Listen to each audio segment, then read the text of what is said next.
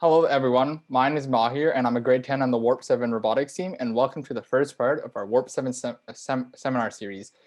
This is our first seminar, so there might be some technical hiccups and issues. Thank you all for joining us. Next slide, please. As a TDSB team, we'd like to share with you our land acknowledgement. We acknowledge that we are hosted on the lands of the Mississaugas, the Anishinaabe, the Haudenosaunee Confederacy, and the Wendat. We also recognize the enduring presence of all First Nation, Métis, and Inuit people. Next slide. Thank you for allowing us to share our land acknowledgement. Now we continue on to the seminar agenda. First, I'll be talking about other important dates, such as the other seminar dates and the pitch competition. After that, there'll be a small briefing on the pitch competition. Then I'll be talking about some seminar logistics. After that, I'll be introducing our speakers from Motorola Solutions Foundation. Their presentation will have 4 sections on how to write a grant application, the business case that's included with the grant, the team impact and statistics, and a question and answer period at the very end. Next slide, please. Some upcoming seminar dates are on the February 11th. There will be a seminar on raising money from small local groups with speakers from 865 and 1241. After that, there will be a seminar on the 25th with speakers from Big Brothers and Sisters, Diabetes Canada, and First Canada on raising money as a non-corporate organization. After that, on March 11th, there will be a seminar on building meaningful partnerships with corporate sponsors from speakers from T1 Agency, TD Bank, and MBA Canada, and BWXT Nuclear Canada. And our final seminar on the 25th on formulating and delivering a pitch to a venture capitalist with a speaker from High Park Angels Canada, and the pitch competition, which is on April 8th. Some briefing on the high level pitch competition. Oh, next slide, please. Oops. It'll be 15-minute presentation with any number of presenters of your choice. We recommend 3 people, but there can be more or less people. There'll be more details coming closer to the date, and the last seminar with the venture capitalist will teach you all the skills you need to create a pitch. The rubric for evaluation will be explained in the last seminar, and you have 2 weeks to create your pitch to present to our judges. Next slide, please. Some seminar logistics is that all seminars, including this one, will be recorded. All participants will be muted and have their cameras off, and questions shall only be asked through the chat only through our chat moderator. And you can ask your questions whenever you want to, as we'll keep track of it. Now, I'd like to introduce our speakers, Andrea and Wesley and Barden from Motorola Solutions Foundation. Motorola Solutions Foundation is a branch of Motorola Solutions which provides strategical grants, forge strong community partnerships, and foster innovation.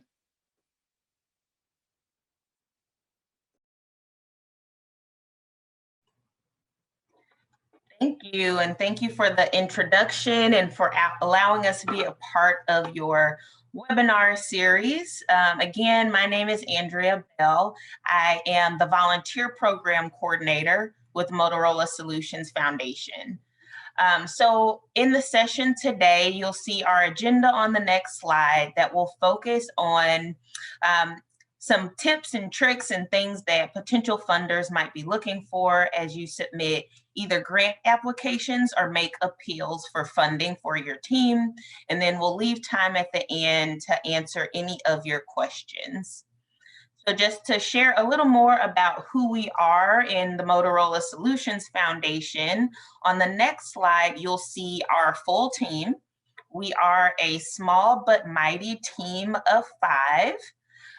We are all based in our headquarters in Chicago, Illinois. So on the call today is myself and Wesley and Barden. You'll hear from both of us, but did just kind of want to show you who our team is that coordinates our philanthropic efforts for the company. You can actually advance 2 slides, and I'll share a little bit more about what the foundation is and what we do. We were established in 1953, and we are a part of Motorola Solutions, but we are a separate charitable organization and philanthropic arm of the company. So that means we are a separate legal entity from Motorola Solutions. And because we are based in the United States, we are a 501c3 nonprofit organization. But again, we're headquartered in Chicago. As a foundation, we coordinate our charitable contributions and employee engagement through volunteerism. So over the last 10 years, we've donated over $100 million, but specifically focus on 2 strategic areas that align with our mission as a foundation and what our strategic priorities are. So that includes technology and engineering education and first responder programming. We'll talk more about why it's important to know these strategic funding areas as you plan your outreach to potential funders. First Robotics is an organization that directly aligns with our priorities, and we have been a proud sponsor of FIRST for over 20 years as a founding and strategic partner. Annually, we sponsor over 70 teams around the globe, from FIRST Lego League through FRC. We prioritize those teams that have a Motorola Solutions employee who volunteers as either a coach or a mentor, but we also support initiatives of FIRST overall, specifically to support teams that are primarily made up of female students and minority students who we would consider underrepresented groups within STEM. We'll go into more detail about why we're sharing all the information that you'll see on the next couple of slides. But to give you a little more detail about the foundation and how we make decisions about our funding, I'll just go over briefly the next few slides. So if you go on to the next slide, we do have a mission statement as well as a purpose statement. That helps us to make sure that we align our programs and the investments that we make. So you can see here our purpose statement. On the next slide, you'll see that our primary areas of giving support our annual grants program, disaster relief, and supports our employee giving and volunteerism. And we prioritize these programs and organizations that are based in or operate in the areas and locations that our employees reside around the globe. On the next couple of slides, you'll also see that we have values as a company and as a foundation. Our values are things that drive our work. So if you go to the next slide, these help us inform our funding priorities, how we make decisions. So we make sure organizations or programs align with these values. For Motorola Solutions Foundation, those values are accountability, innovation, impact, and on the next slide, you'll also see that we incorporate very intentionally inclusion as well as diversity. And finally, on the next slide, you can see an overview of our giving during 2020 and where that strategic funding has made an impact. Through our annual grants program, we distributed over $8 million in over 24 countries, again, prioritizing first responder programs and tech and engineering education programs that serve women and girls and people of color. Like many other funders, we also responded to COVID and the unique needs that organizations faced in response. So we donated over $2 million last year in relief efforts related to the impact of COVID. And finally, I'll just highlight that we also distributed nearly $2 million in support of our employees in their volunteer engagement. That includes matching their own personal contributions to causes and philanthropic organizations that they care about, as well as their volunteer hours. So we have a matching program for employees, which many organizations have as well, that matches your volunteer time with donations to the organizations that you support. We also sponsor volunteer projects, whether they be for larger teams or groups. During our Global Months of Service, we spent September, October highlighting the many ways that employees can get involved through volunteerism. And we were excited to include a week-long focus on FIRST robotics and mentorship programs to support students in STEM. So that was a really great initiative that, even though we were all working from home, volunteerism numbers were down a little bit, but we saw that even more employees got involved in volunteerism, and we saw over 13,000 volunteer hours logged in September and October alone. So we're really proud of how engaged our employees are, how active they are in FIRST Robotics, in support of teams around the globe is a signature program for us. So thank you for that invitation to be a part of this session. I'm going to turn it over to Wesley, who'll get more into detail about our topic for this session. And again, I'll be available at the end of the call to address any questions that have come up about what we've covered so far. Thanks, Andrea. And if we can go to the next slide. Thank you. So a little bit about myself to start off. My name is Wesley Barden. I manage grant making for the foundation. So you saw those numbers. Actually, can you go back a slide? I'll refer to those real quick. You'll see that last year we gave $4.1 million to first responder programs, 3.7 to tech and engineering, and then $500,000 to programs that combine both of those initiatives. We do that, we conduct that giving through an annual grants program, and that's what I personally oversee. Taking a step back, prior to taking this role, I was actually on the other side of fundraising. So I was in the shoes you were of trying to find donors to make donations. I was a consultant, so I worked with a number of different organizations, and we would find ways that those organizations could effectively request money. And that looked like individual solicitations, like you make to your families and friends and different individual donors, as well as corporations. And those gifts ranged from maybe a few $1,000s all the way up to $1 million were the donations that we were requesting. So I'm really excited about this because now I have the honor of getting to distribute donations, but I get to revisit in this presentation the time in which I was on the other end of fundraising. So if you go to the next slide, we provided the philanthropic landscape just because it's something to be aware of when you're donating funds. So this is based on US only numbers, but a lot of people think, like, what do you think of when you say, if we're a nonprofit, who is going to give us the most money? Who is going to make the most significant donations? A lot of people think companies. A lot of people think big foundations, like a corporate foundation, or maybe like you think of Bill and Melinda Gates Foundation, a family foundation.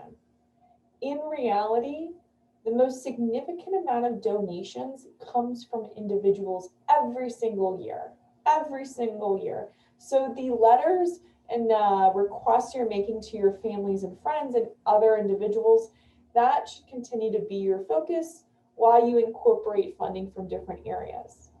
So if we look at those numbers, in 2019 alone, 2020 numbers aren't out yet, $427 million were donated to nonprofits. 69% of that money, or about, oops, that shouldn't be billion, 309 million, was donated by individuals. People like you and me, but and thousands and millions of individuals. Only 17% came from foundations, and only 5% came from corporations. I just want to again specify that every time you say billion, that should be million. Okay? So individuals should really be your focus. If we go to the next slide, I'm just going to preface how we're going to break this up. We're going to look at your approach to fundraising in two separate areas. First is grant writing. So the way in which you donate or request money from corporations and foundations and sponsors through applications.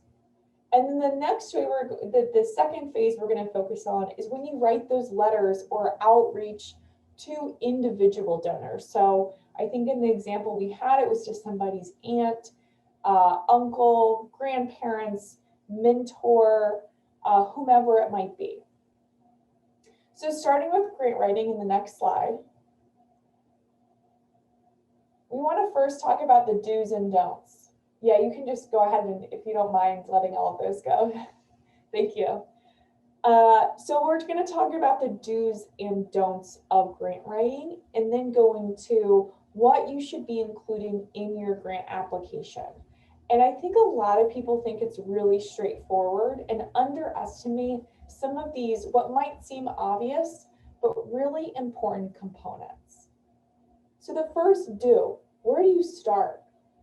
How do I know which organizations or foundations to reach out to? How do I learn about them? Utilize public resources that are available to you. In a few slides, which we won't go to now, there are a list of resources that are like engines of, or a search engine of different resources that you can provide. So those being like Foundation Source, GuideStar, Foundation Center, etc. Those sources are great because you can utilize them. Some are different, some are more easily utilized than others, but they organize themselves in a way where you can find funders or donors who align with what your team provides. And I'm going to, and focuses on, which I'm going to talk about in a little bit, but definitely utilize those public resources. Second is build relationships where you can. Relationships are key. They're really hard.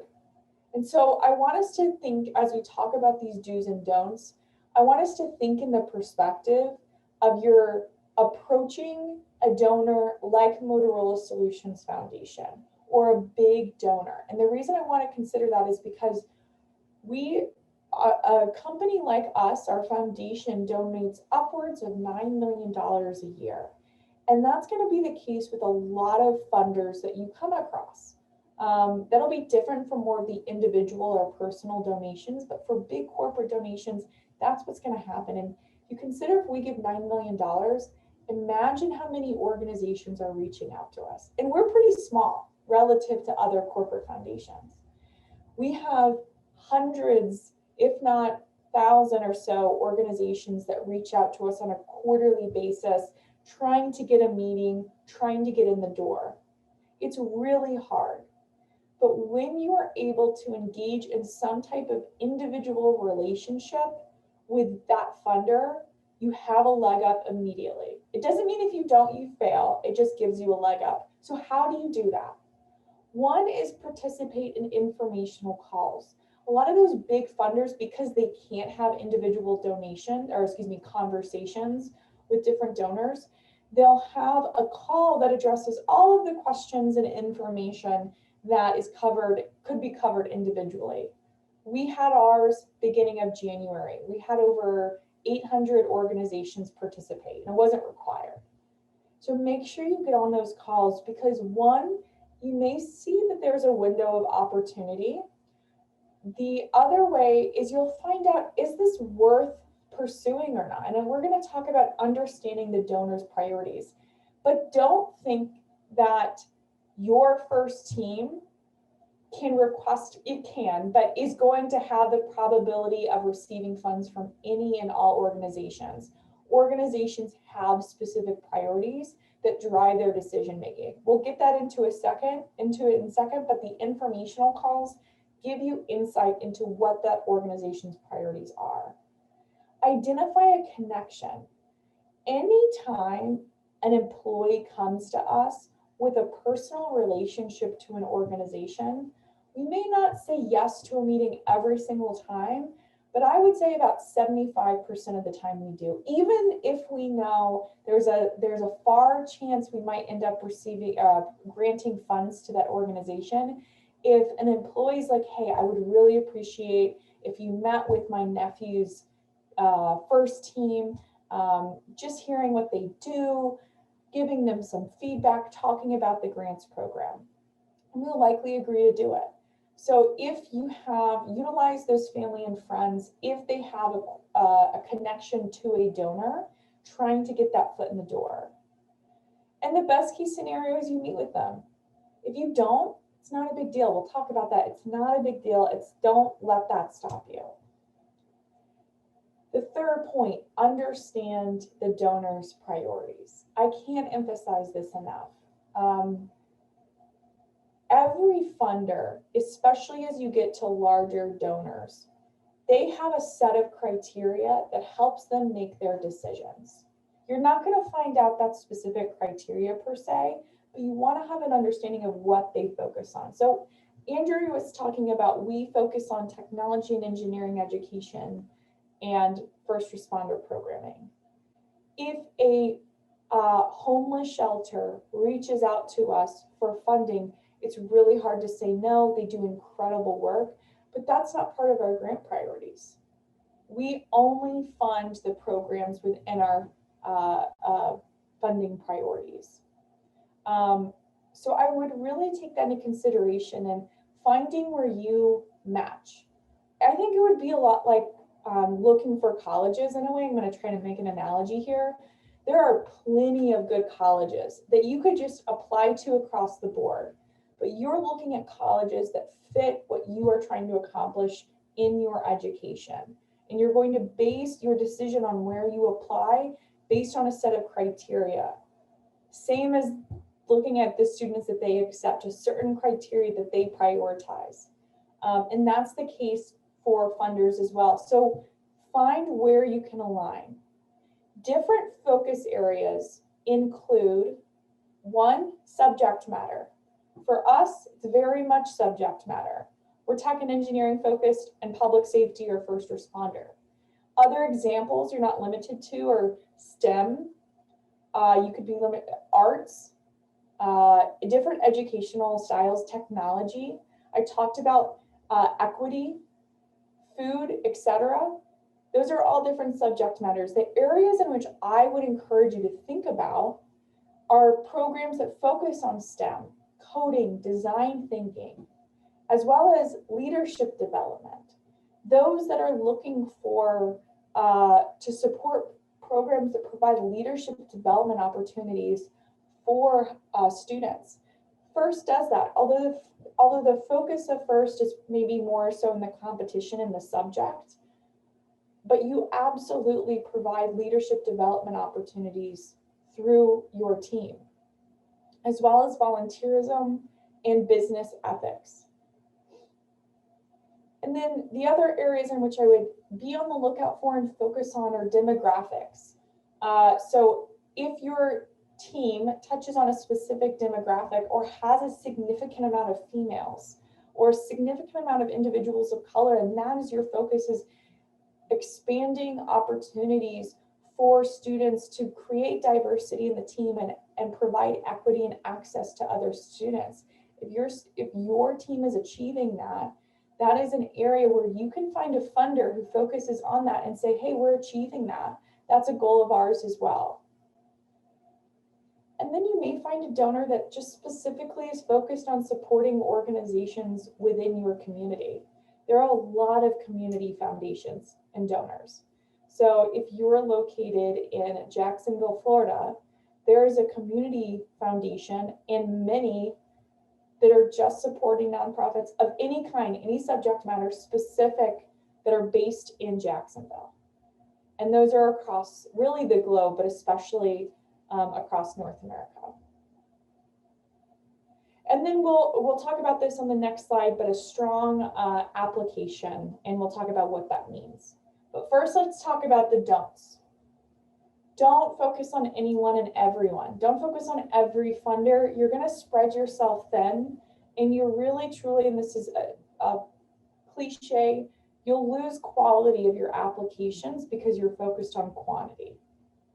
We're going to talk about customizing your application to understanding the need of the funder. And prioritize the donors you see alignment. Don't think that you're unable to ask for funds if a funder rejects a meeting.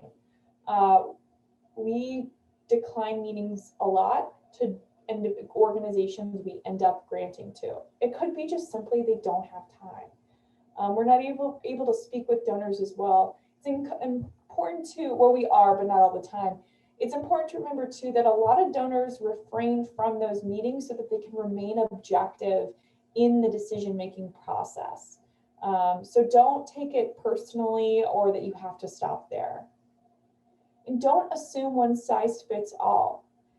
We see a lot of first teams who apply for our funding, which you probably know this by now, but our funding, just as a clarifier, our funding is, we make one big donation to First Robotics, who then distributes it to teams where we have employees who are mentors or coaches. But we still, even though we can't support teams individually, still receive a lot of first submissions. And you can tell what's happening is they're writing a very basic template of their application or a letter, and they're just plugging, copying, and pasting, and then moving on to the next application.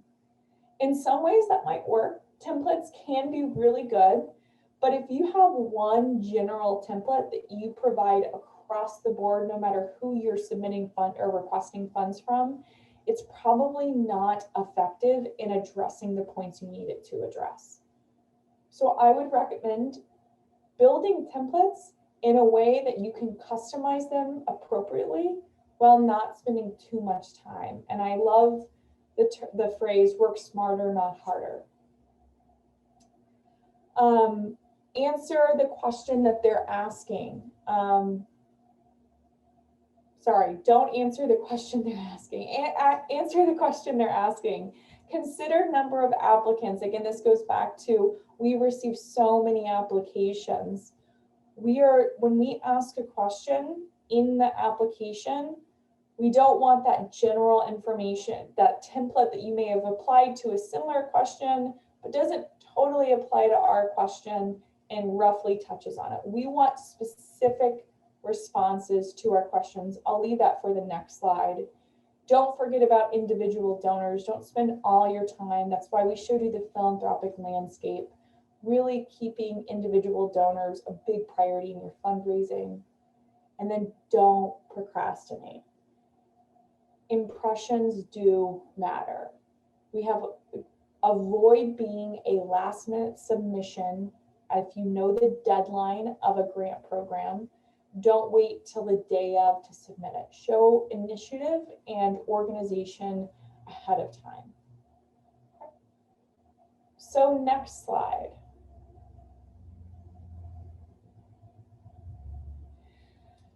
So things to consider, different elements to consider in your grant proposals or sponsorship packets. Important elements to consider. Again, align with donors' priorities. We're going to rephrase this a little bit so that we're not repetitive here though.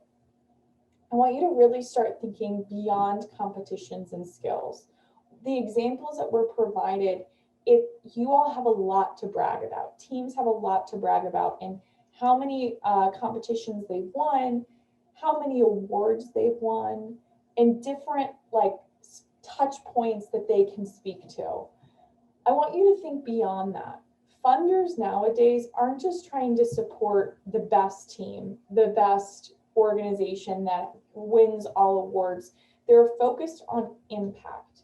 What value is this organization, is this team providing to the students? I would much rather support a team that is providing quality educational experiences and development opportunities to its students versus one that just has a bunch of top 3, number 2 wins. So really think about, what can I speak to? This funder cares about technology and engineering education. What are we doing for our team members that speaks to that priorities? And I'm going to kind of jump to the next slide as well, but describe what first, oh, I'm sorry, not the next slide, the next point. Sorry. Describe what first in your team are.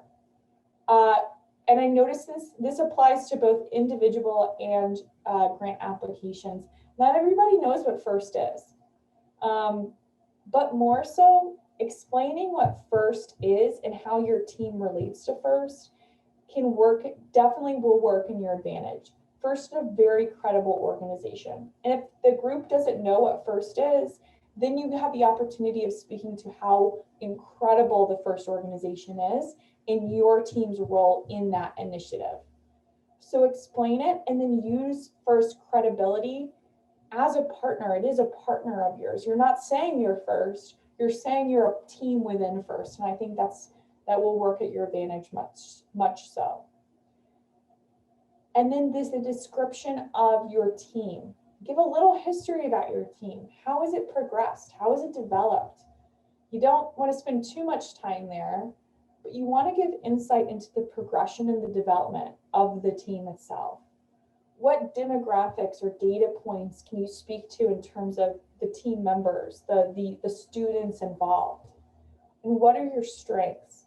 And that's where definitely talk about the wins and the awards, but you want to focus on why those awards are important, why that win was important, because for years maybe we came in 4th place and then finally we made these adjustments. We really integrated different learning components in whatever it might be, and we then got 3rd place, whatever it might mean.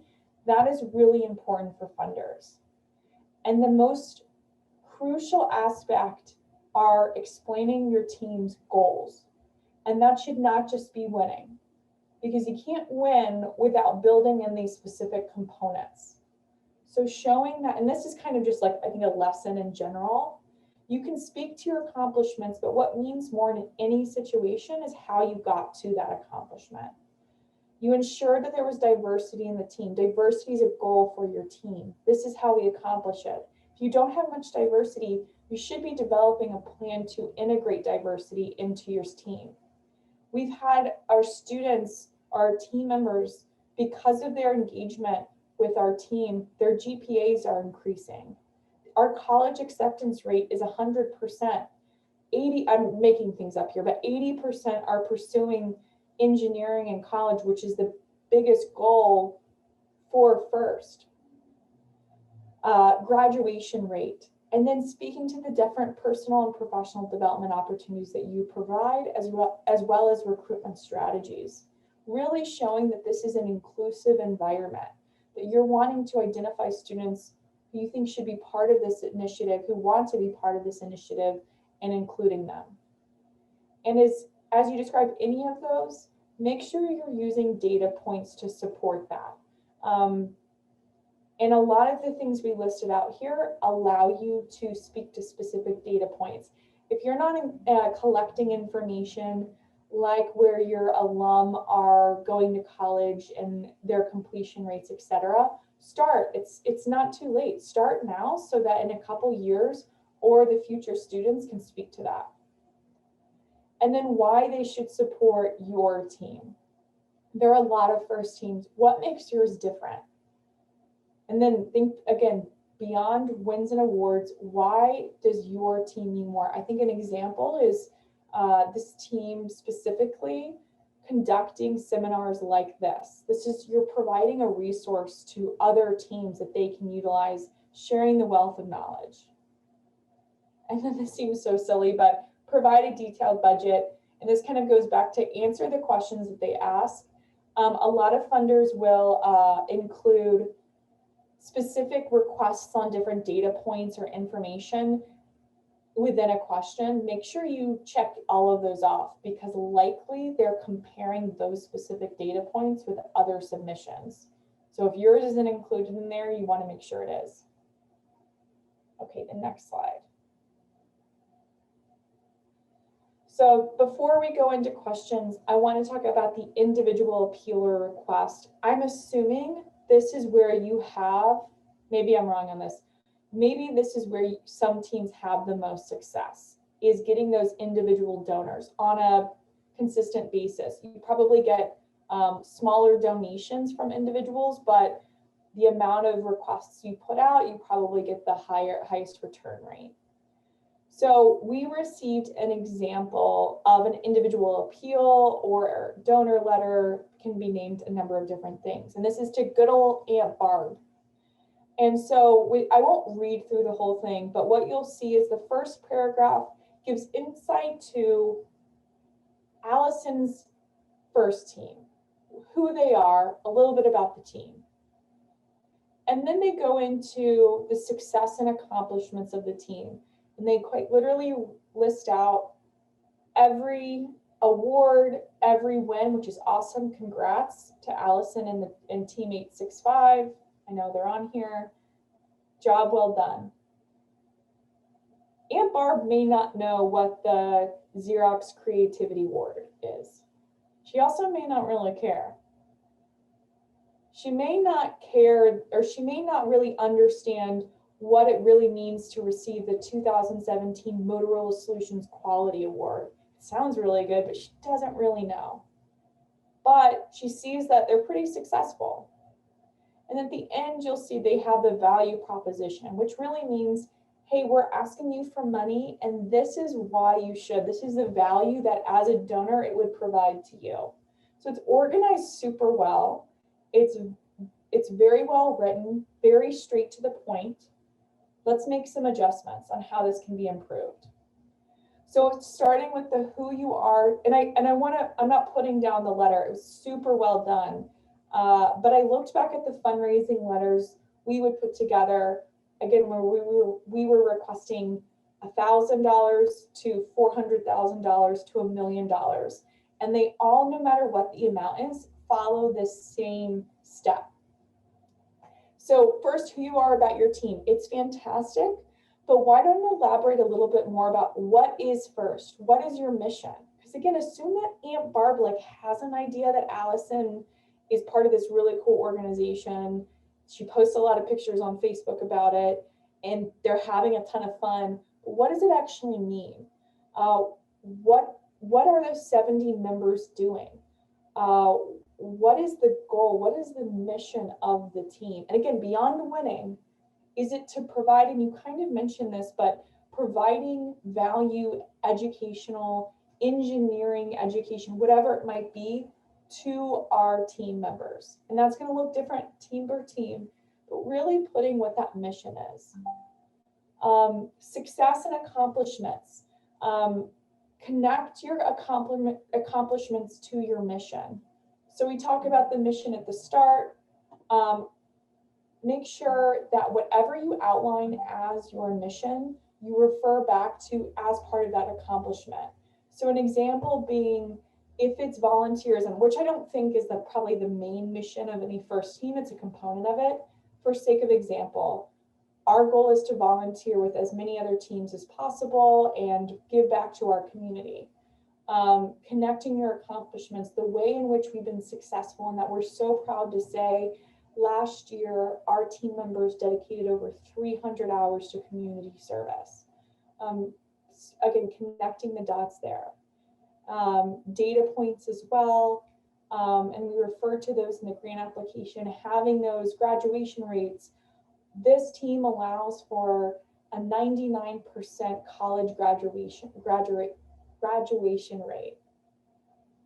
And then the other thing to help, at least with formatting, is using a paragraph description versus a list.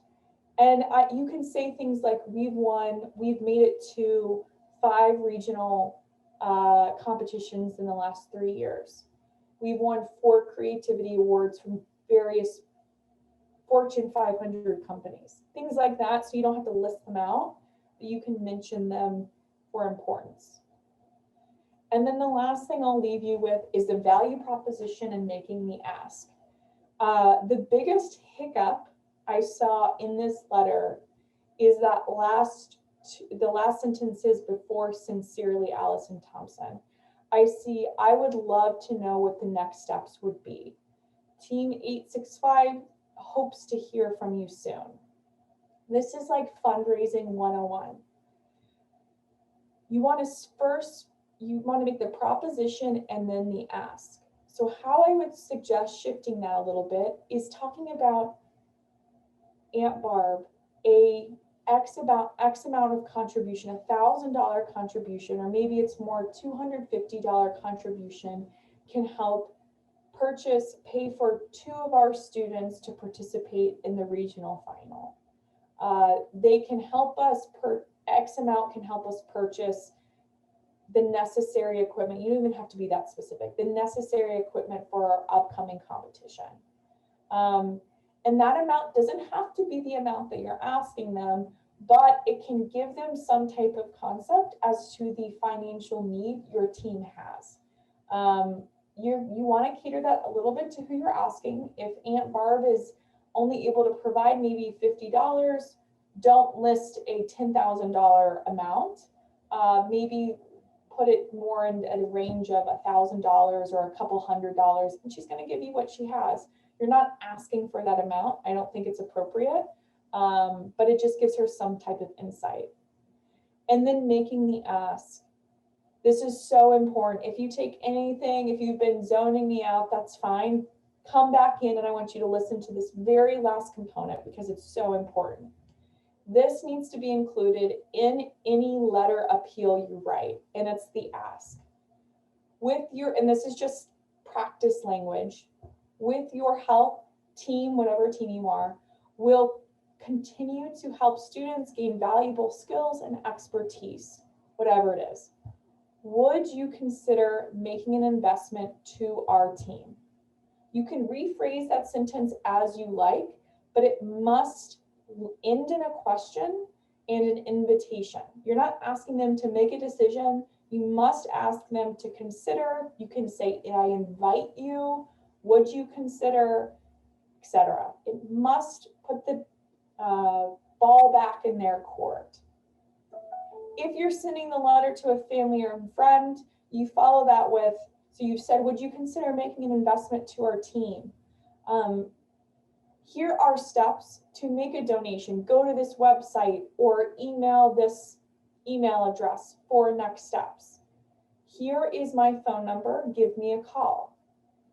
If you want to be even more bold, you could say, I'll follow up with you in a week to see if you have any questions. If you don't know the donor that well, don't give them your phone number. But again, would you consider making an investment to our team? Here's how you can donate. Here's an email address, maybe your coach, or if you're comfortable using your email, I don't know what's appropriate, for any questions. And that's when you say, we look forward to your support, or thank you in advance for your support. And then you leave it at that. Okay. I know that was a lot, but that's the end. If you want to open it up for questions.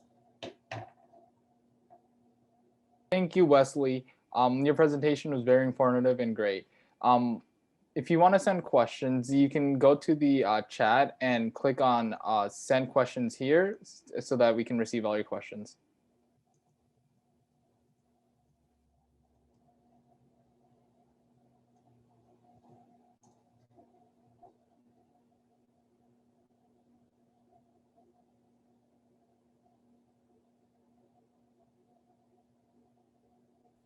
One question that was asked was, many foundations give money to employee volunteers. What if we don't have an employee or access to an employee? Should we still apply? And I'm sorry, is that specific to Motorola Solutions Foundation or in general? Did they mention that here? They did not mention. So for Motorola Solutions Foundation, we have a policy in which we give a significant contribution to FIRST, and it's distributed in 2 ways. One are through teams with employees as volunteers, mentors, or coaches. And then some other funding is we're providing, it's still in the works, but we're providing through their equity and access grants. We do not provide grants individually to teams. That being said, there might be opportunities elsewhere. I know a lot of funders do that. Andrea, were you going to add something? I'm sorry. Nope, you covered it exactly. The way the Motorola Solutions Foundation distributes funding to teams is in the way that Wesley described, but that's certainly not across the board and with all companies. But again, for us, it's connecting where we do have an employee who serves as a volunteer. If you have a team that you feel like can benefit from a Motorola Solutions employee contributing either as a mentor or coach, I'm happy to learn more about where you're located, what your needs might be, and share that with our employees. We do always share volunteer opportunities or ways to connect, and those employees that might be in your region or area or are interested in helping you virtually would certainly sign up and connect. So we'll make sure that we share our contact information should that be an area you want to explore after the session. Another question that was asked is, how do you know the range of money based on who you're asking from? Is it better to undershoot or overshoot? Definitely overshoot. It's really hard though, because the first thought is like, how do I know if I'm overshooting? I like to think about it, I like to use the analogy of a Band-Aid. Not a Band-Aid, sorry, I'm a rubber band. A rubber band. If you pull really tight, it's gonna snap back. If you don't pull at all, it's not gonna be of use. So try to find that, that middle ground. An easy way to do that is to, if they've supported you in any capacity before, use that as a reference point, but always go a little bit on the far end, because you never want to leave anything on the table that they could eventually donate. I'd also add a note. I used to work for a firm that would do studies that provided statistics to nonprofits across the country, and the biggest statistic that made people think a little bit more was, I'm going to mess up the statistic a little bit, but it's something like 95% of people donate because they were asked. And if you think about it, and I guess this doesn't apply so much because a lot of people on the call are younger, but if you ask maybe your parents if they donate to charitable organizations, why do you donate to Girl Scouts? And they'll think about it for a second, and it's like, well, so-and-so asked me. Why do you donate to your university, your alma mater? They'll say, well, I get a call once a year and someone asks me. And that's so true. Just making the ask itself will make a big difference. A question is, if you're sending an email, what subject line would be the most efficient? Oh, that's a great question.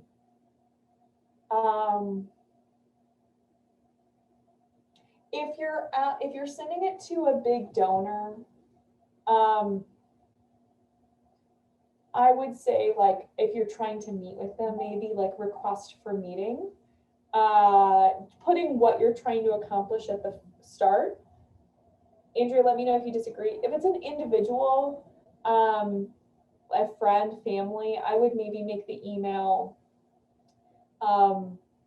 request for support. That sounds so formal. Andrea, what do you think? Yeah, I think definitely for someone you may not know or have a relationship with, it's important to include what you're looking for as early in that email, even putting it in the subject line. So definitely agree with what Wesley said with, if you're requesting a meeting, start with that in your subject line. Certainly for someone you already have a relationship with, it depends. If this is the first time you've ever asked, you may want to approach it a little delicately and not say request for support so quickly, but definitely if it's a follow-up to a conversation you had or gave them some information before sending the email, it's more appropriate to be direct, but certainly asking for a donation can be a delicate conversation. So it just depends on who the recipient is, I would say. Okay. A question that was asked is, Is it better to ask for a long-term commitment or just a one-year partnership? I like where this is going. So when we would fundraise, we would ask people for larger commitments over a period of time because that sounds a lot more doable, much more doable. So you could ask someone, hey, so-and-so, I would really appreciate your investment in our team. Would you consider a donation of $1,200 over the course of a year, which is $100 a month? Because at first they're like $1,200 maybe, but $100 a month, I can do that. If you're wanting to look beyond that, we used to do a 5-year commitment, which is probably a stretch in this circumstance, but definitely think over a year, maybe even 2 years, and you can start with an amount and break that down on a monthly basis or a quarterly basis, like semi-annual, and that puts it into a different framework for them.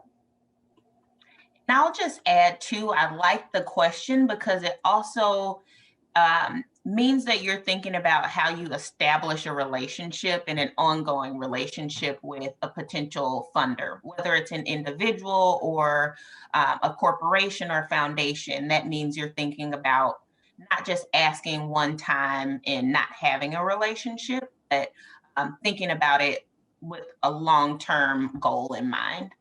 That's a great question and a great direction to move in. Yeah, I'm going to piggyback off that and reiterate that even more. It's called cultivation is so important, even if you don't receive the donation. I would make a maybe twice a year update just as important as those individual appeals. If you have like a fundraising committee, that fundraising committee should absolutely create that. And that can just be, hey, like I just wanted to update. It can be a template for everybody. This is where you can just throw it across the board. Hey, I just wanted to update you on how successful our year has been. Here are some updates, put pictures where you can, people having a great time. Send it out twice a year to those people. Again, whether or not Uncle Joe gave you a donation, he's gonna see that and be like, man, that's really awesome. I wish I had thought about that a little bit more. And by the time you go back and ask for funding again, Uncle Joe's going to put a little bit more consideration into that amount. And then Aunt Barb, who gave you funding or gave you a donation, is going to feel even that much better about giving you that donation. On the topic of long-term sponsorships or partnerships, if a company rejects us 1 year for a sponsorship, should we contact them again? Should we contact them again for next year? If yes, how should we approach it? So a lot of times you can ask for feedback. For us, like if a first team asks us for funding, we'll simply just explain to them our funding structure with FIRST, like Andrea had explained. It's definitely worth seeing if that policy changes. If it's a policy reason a funder didn't give to you, like a corporate funder, see if that policy has changed the following year. If it hasn't, I don't know, talking about prioritizing who you ask for money, probably not a priority. But if it's more, a lot of times you may get feedback that it's not a policy, but it's more information they were looking for, or maybe it was how you had framed the application, and they will give you hopefully that feedback, and that's how you adapt for the next year. Just one thing to add, part of doing your research also should include knowing, and this will be covered in any informational call that Wesley mentioned, knowing if the grant partner has a funding cycle, application period, or if they respond to solicitation requests throughout the year and on an ongoing basis, because sometimes the decline might be because you contacted them too late or they've already committed their funding for the year. So that's another important component of your research, of knowing if anything has application windows or timeframes. It is almost 5 o'clock. Wesley and Andrea, are you okay to stay on a little bit longer and ask more questions, or should we just email them to you? That's fine, I can do that. Okay. Another question that was asked is, if we don't hear back from someone, how many times should we follow up with them? I can answer this one because I experienced this quite a bit, and this is on me. First of all, if you're waiting on me, I'm sorry. I hope it's not me you're waiting on.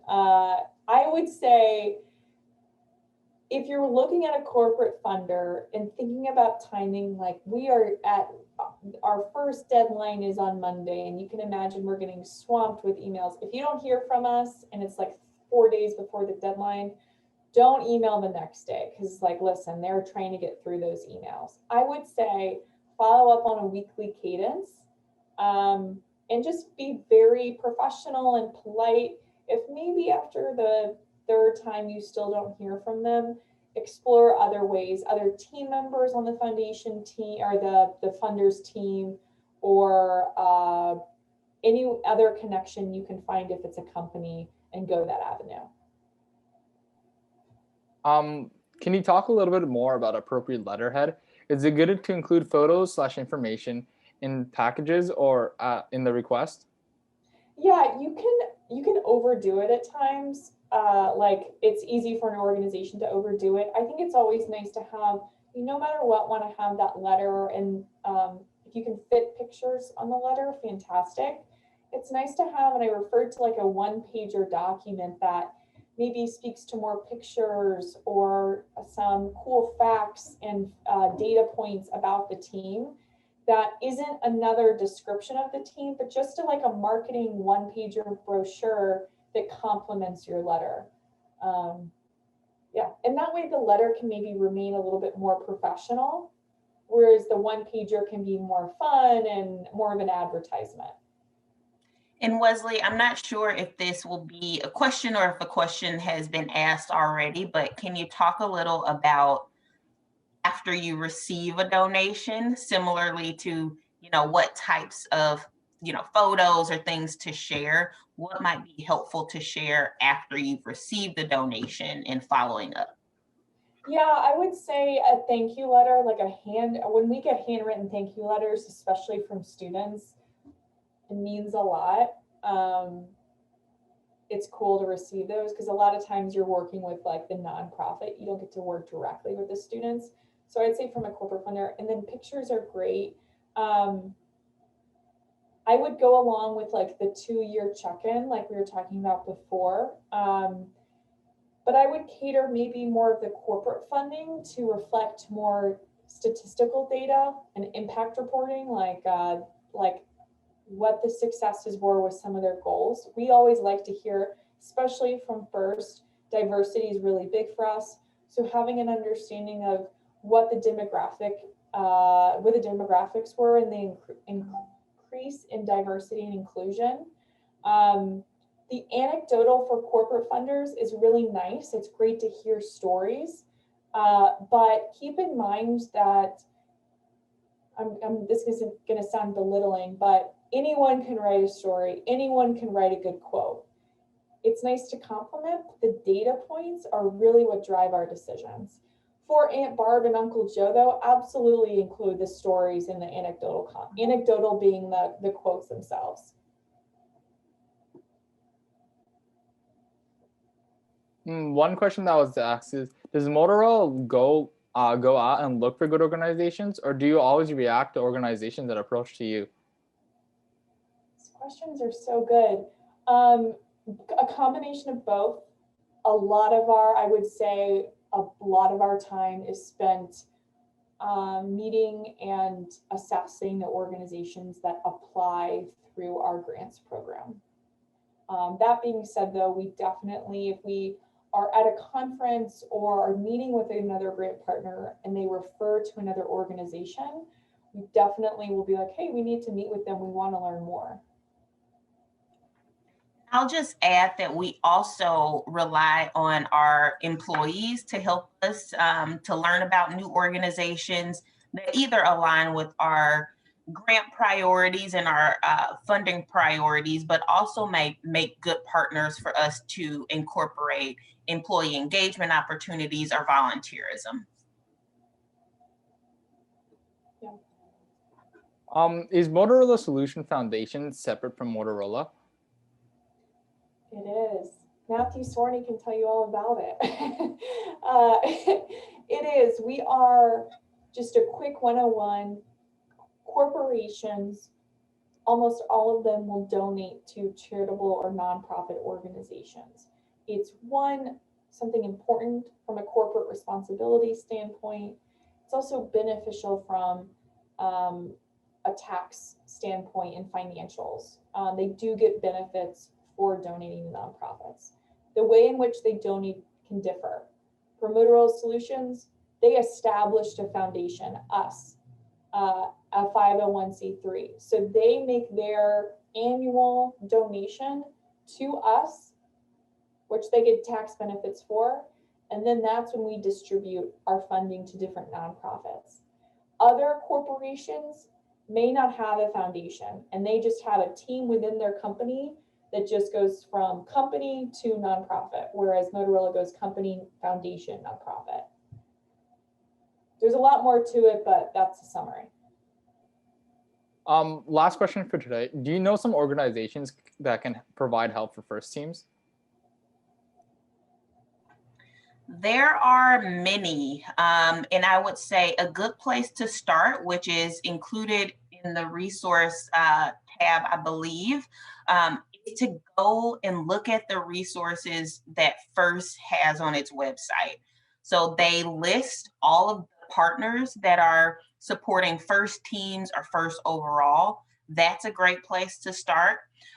FIRST also is a vehicle for corporations to publicize funding opportunities, whether they be with grant applications or to support different initiatives.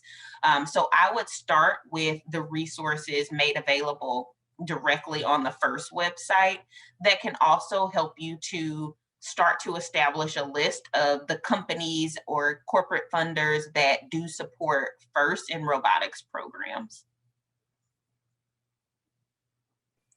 Thank you all for participating today, and thank you to Andrea and Wesley for presenting. Thank you both for the opportunity. It's really nice to, I guess, not see you, but to hope that we get to interact in some opportunity. I'll make a quick plug. Keep Motorola Solutions in your mind when you do go to college and you start pursuing internships. Reach out to Andrea or myself, and we would love to refer you or connect you with the right people for those internship opportunities, and keep doing what you're doing. Andrea? Great, thank you. And I know these slides will be available and shared with you along with the recording, but we'll also share with you the contact information for Motorola Solutions Foundation, so that if you do have questions, it'll come to us and we can kind of route it to the appropriate person on the team should we have not gotten to all of your questions today. But thank you again, and thank you to WARP7 for the invitation to support this seminar.